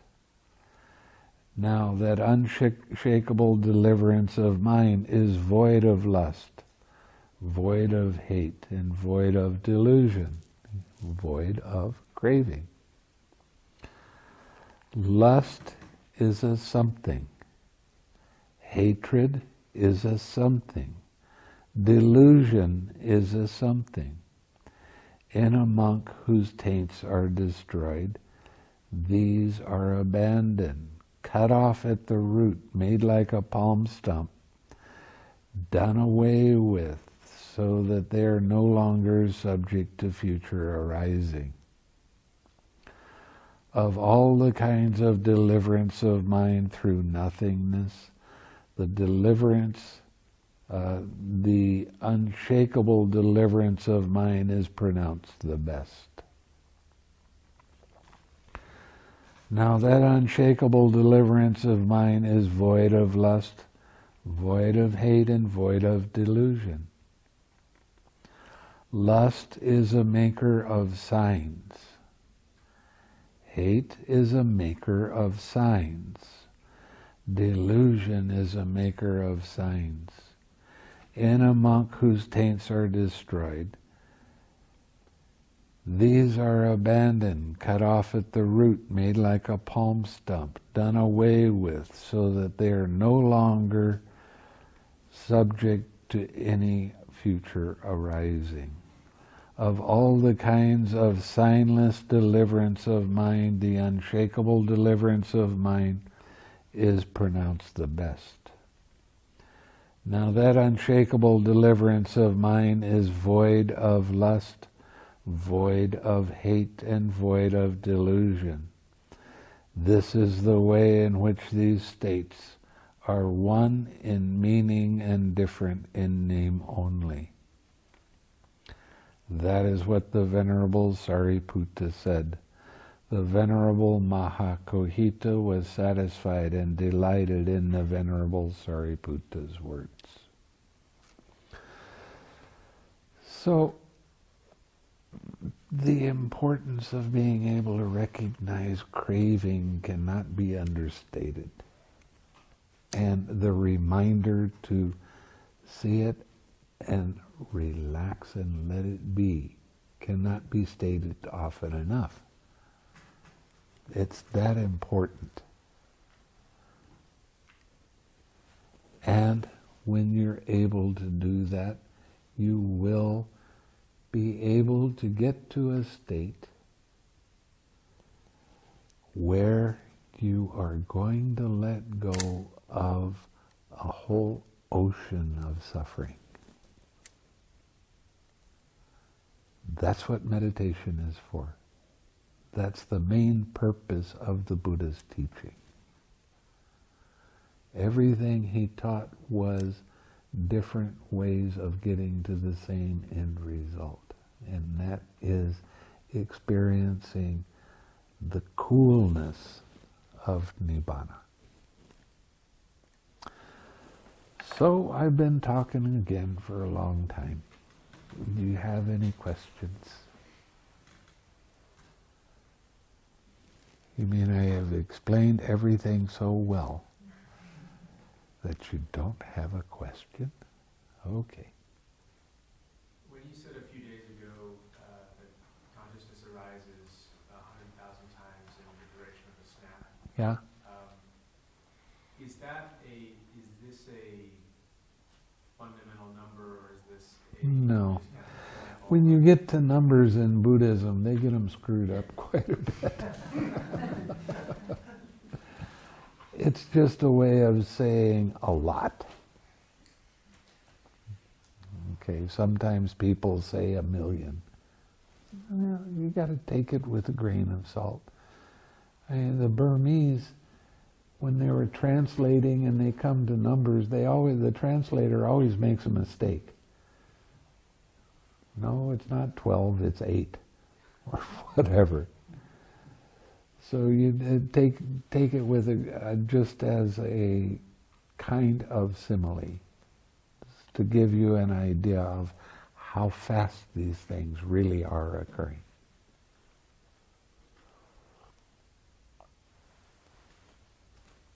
Bhante, you were talking about the time periods required for different Buddhas to arise. Yeah. Can you explain the periods? You've done it before and talked now. It's not interesting, but I can't remember now. The asankayas and the Okay. periods of expansion. An asankaya, no, let's do it this way. A mahakapa has 4 asankayas. An asankaya is a period of time when the universe is expanding, and then it will stop. And it stops for an asankaya. And then it contracts for an asankaya. And then it stops for an asankaya. An asankaya, generally speaking, according to Buddhists, and I don't know how good their numbers are with this, but they say it's 1 asankaya is 10 with 160 zeros behind it. So that's a long time. But the universe is always in a state of flux. It's not, it's expanding, it stops, it contracts, it stops, but it's always doing that. And that's 1 mahakapa. So 1 mahakapa is 4 asankayas. And that makes it 10 with 560 zeros behind it. That's a fairly long period of time. And we've been around many, many, many, many mahakapas. Being born this close to a Sammasambuddha means that you've done a lot of good stuff in the past. To be born this close is amazing. His teachings are still reasonably intact. How lucky you are.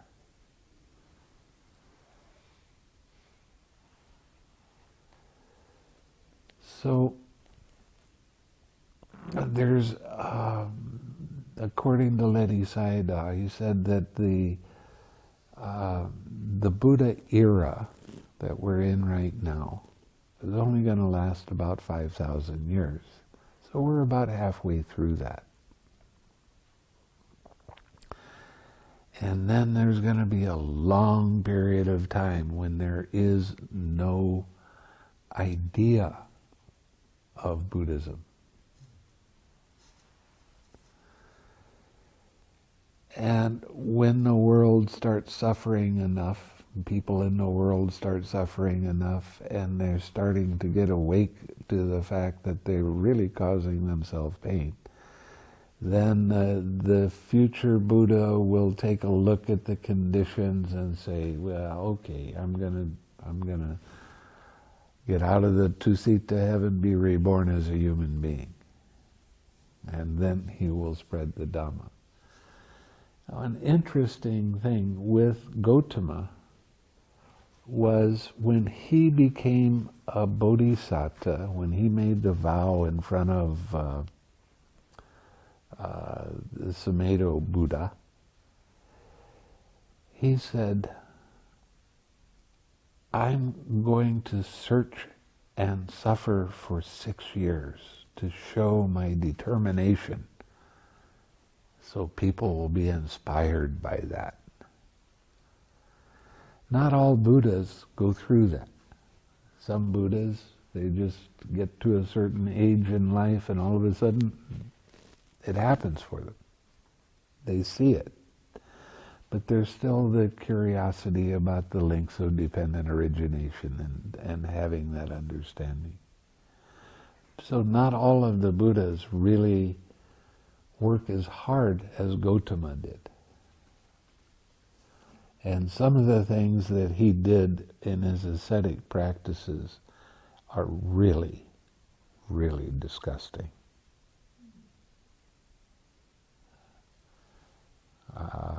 I'm not going to read it to you from the suttas, but he drank his own urine and ate his own feces until there was no more, thinking that that was a way to become awakened, because that was some of the practices that were happening during that time. He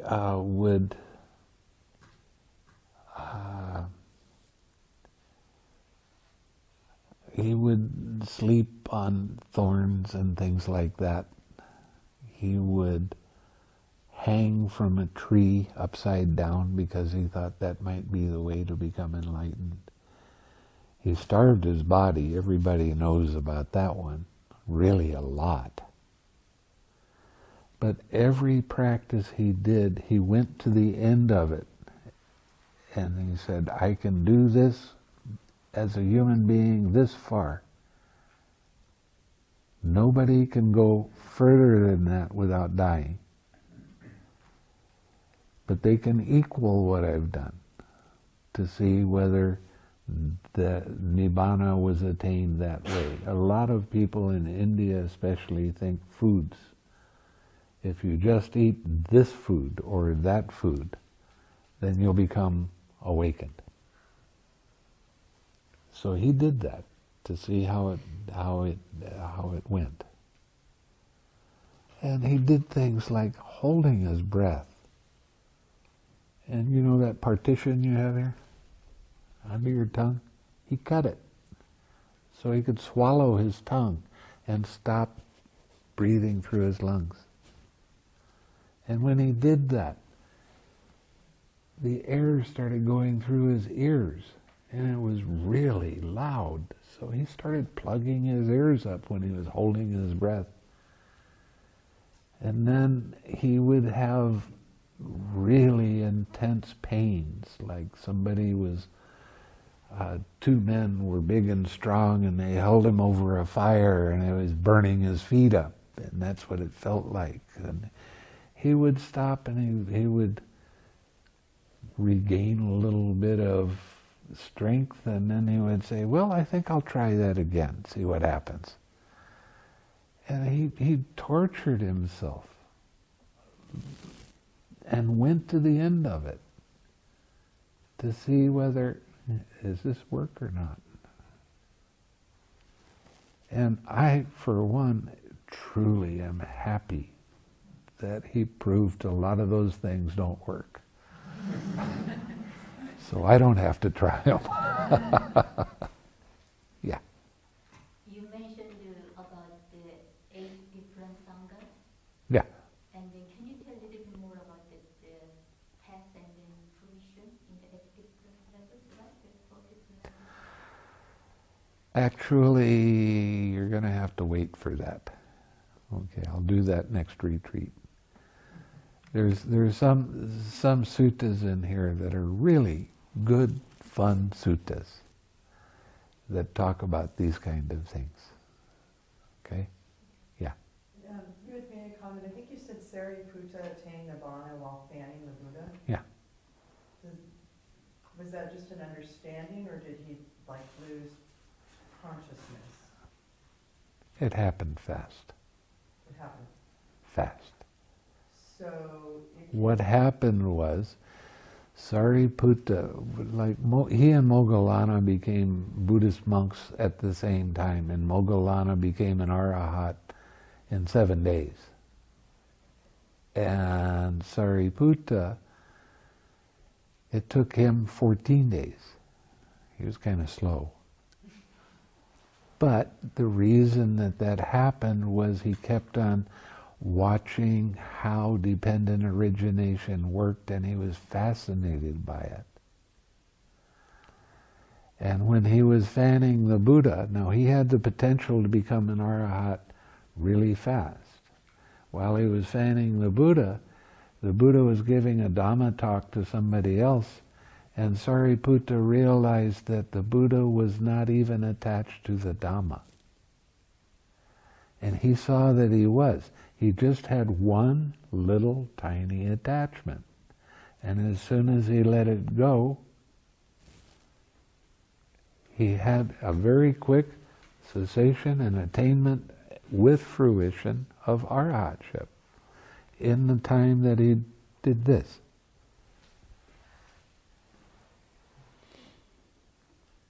And it's meaning that he actually already have a certain concentration, mindfulness, so it can... I read to you how he went through every one of the jhanas, didn't I?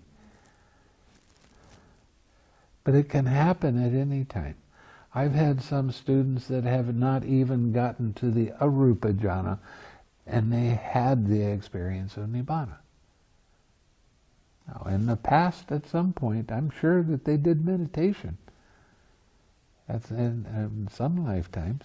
They had deep understanding, and they saw how this process worked, and there was no question, and they had that experience with the cessation.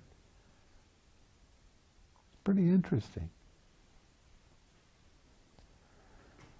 And pretty impressive to see, yeah, that's how, that can happen for anybody that has experienced even the first jhana. You have the potential to attain Nibbana. You have that potential now. It's just a matter of using the 6 R's and understanding how this process works.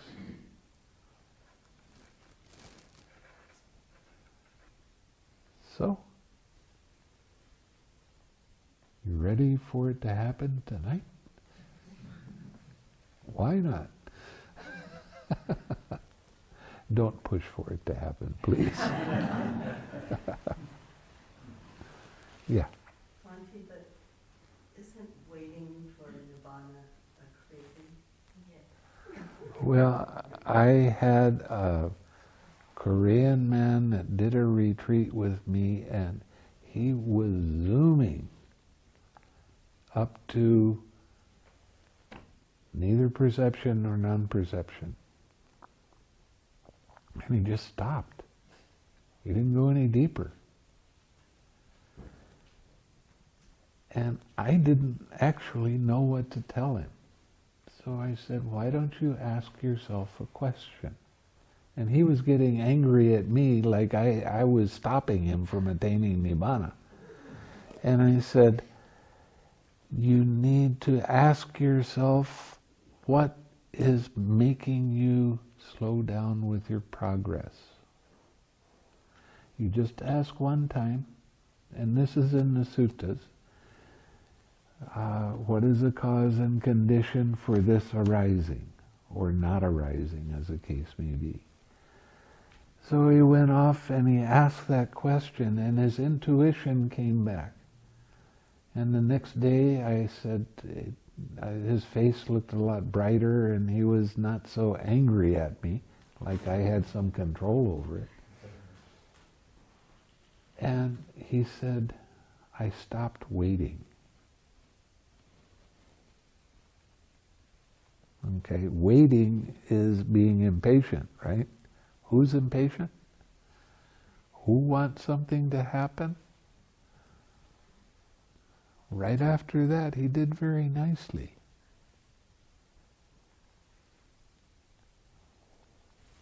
So, another thing I want to mention, because a lot of people have a lot of different practices and they go to these different teachers, and the teachers say, well, it's really good to take the Bodhisattva vow, you ought to take the Bodhisattva vow. That vow is so strong that it stops you from attaining Nibbana. A Bodhisattva vow is a vow to become a future Buddha. Now, there's 3 kinds of Buddha. You know how long they had to work to get to it.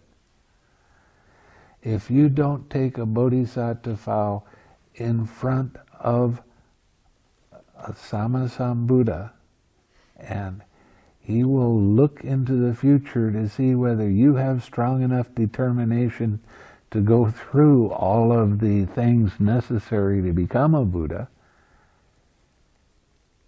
He will tell you, don't take the Bodhisattva vow if you can't do it. But these days, a lot of Mahayana, they come up with some ideas about the Bodhisattva vow. Oh, you can renounce Nibbana, you can become an Arahat, renounce Nibbana, and help all beings. Help all beings to get off the wheel of samsara. Well, the Buddha couldn't do that. If he could, we wouldn't be here, right? So why say that sort of thing? It's not true. But when you take a Bodhisattva vow, it will stop you from attaining Nibbana. So what I tell people to do is, if they've taken a Bodhisattva vow, they can renounce the Bodhisattva vow. With a solemn mind, you go in front of a Buddha image and you say 3 times, I now renounce the Bodhisattva vow. I give it up. And if you've taken a Bodhisattva vow, you will feel strong relief. Now, what happens to most people that take a Bodhisattva vow but they don't take it in front of a Buddha to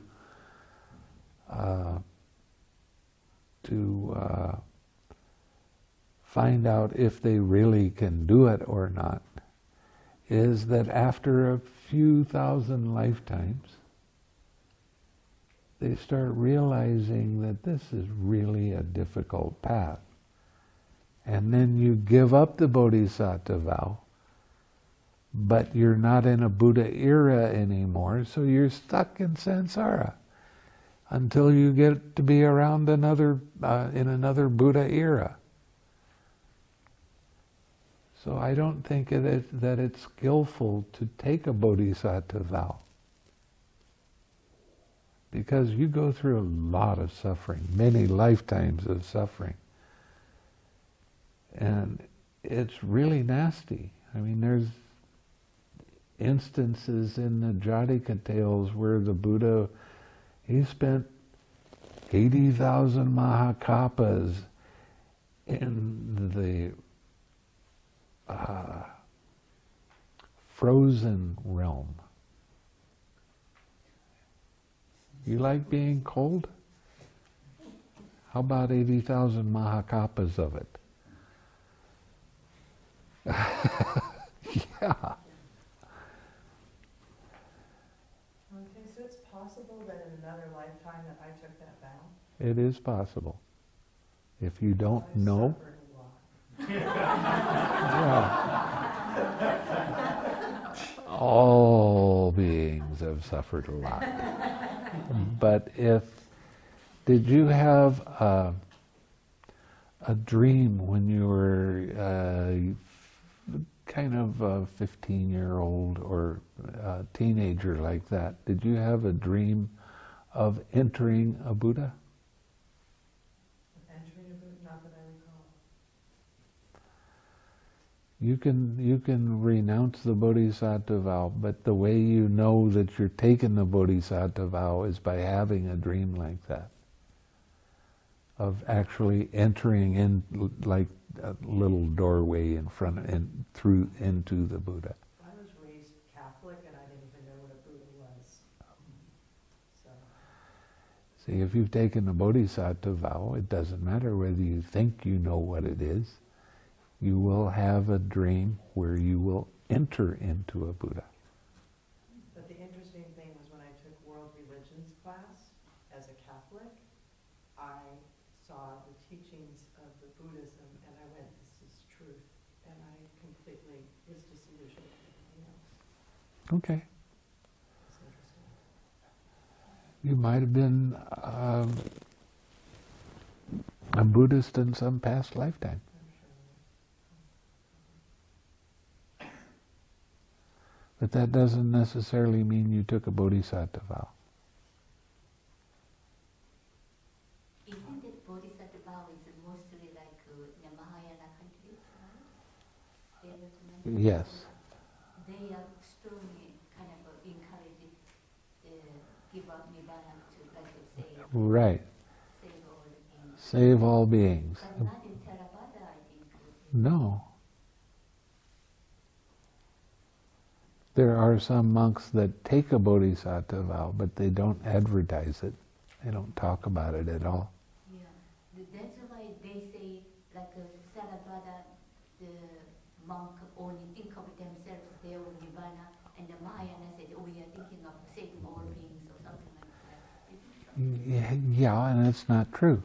Okay, yes, right, yeah. They didn't As you purify your mind, you naturally start helping other people and helping them to overcome suffering, naturally.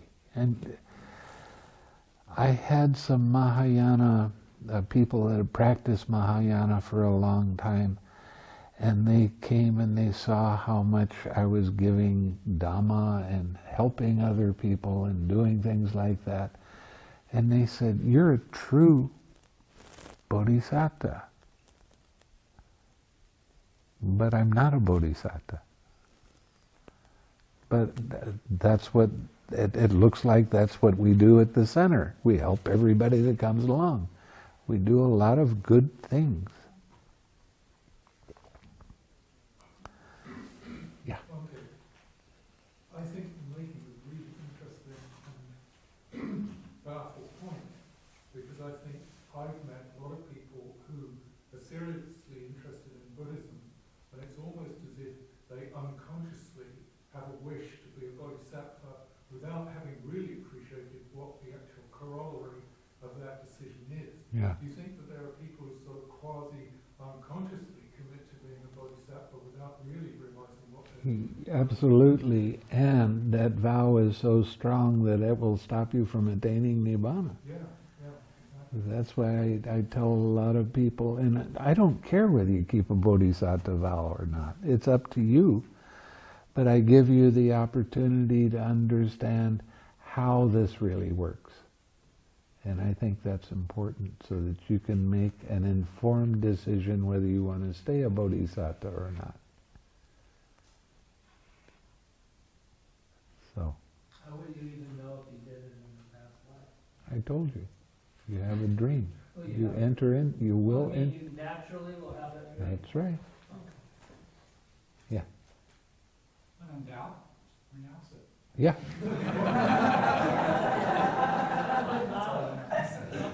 When in doubt, renounce. Yeah. We should have a mass renunciation on that. I've renounced it at least 10 times, just to make sure. So when you talked about the snapping and 100,000 consciousness, could you explain a little bit how the other consciousness, like I consciousness, It all works the same way. but like, do they all intermingle, one at a time? How does that work? The only thing you have to believe in Buddhism, everything happens one thing at a time. That's the only thing you have to believe. And you'll see it for yourself as you go deeper into meditation. So it's not a blind belief.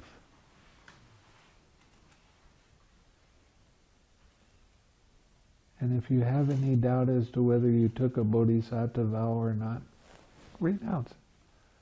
That's okay. It's not a bad thing.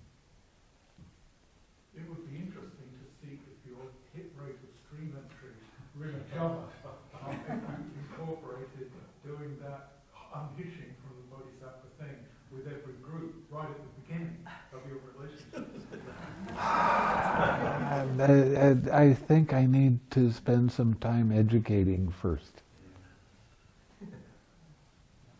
And when people start having more confidence in the teaching of what I'm showing, then I could say it. But it's up to every individual to make that choice for themselves. But one of the things I found with that happened to me when I went to a Zen retreat was they had me repeating words from another language, and I found out that I was taking a bodhisattva vow and I didn't know it. Yeah, so I renounced that right straight away, and I told the person that did that, you're not being honest by giving this bodhisattva vow to other people without explaining it. I was going to say, but if you have to have a solemn mind and you do it, I mean, you truly Well, yeah, you have to be serious about it.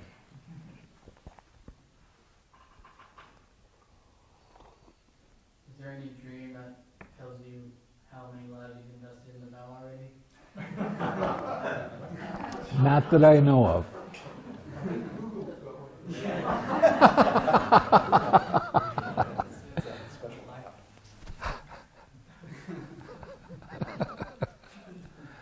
Okay?